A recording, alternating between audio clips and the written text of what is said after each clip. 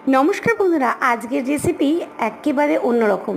আজকে স্পেশাল একটা মশালা পরোটা করেছিলাম, আর এই পরোটাটা পেঁয়াজ টমেটো দিয়ে এমনভাবেই বানিয়েছিলাম একেবারে নতুন। আলুর পরোটা যারা খেয়েছেন ভাববেন এটা আলুর পরোটা, এটা কিন্তু একেবারে অন্যরকম। আর এর টেস্ট তো না খেলে বুঝতেই পারবেন না। অবশ্যই ঘরে ট্রাই করবেন, আর পুরো রেসিপিটা দেখতে হলে বান্টি রান্নাঘর চ্যানেলে আমি দিয়ে দিয়েছি। আর আজকের রেসিপিটা খুবই চটপটা, খুবই মজাদার, ছোট থেকে বড় প্রত্যেকের খুব পছন্দ হবে। আর এতটাই মুখরোচক, শুধুমাত্র পরোটা থাকলেই হয়ে যাবে। আর কোথাও যদি বেড়াতে যাচ্ছেন কোনো চিন্তা করবেন না, এই পরোটা করে নিয়ে যান, 2 থেকে 3 দিন ভালো থাকবে আর খেতে পারবেন কোনো রকম তরকারি ছাড়াই। ঝটপট করুন আর নিয়ে বেরিয়ে যান ঘুরতে। খেতে তো হয়েছিল অসাধারণ, আর খেয়ে মন ভরে গেল। চপ ফুচকা কোনো কিছু আর খেতে ইচ্ছে করবে না এই পরোটাটা যদি একবার টেস্ট করেন। আর অবশ্যই রেসিপিটা দেখতে হলে বান্টি রান্নাঘর চ্যানেলে চলে যাবেন।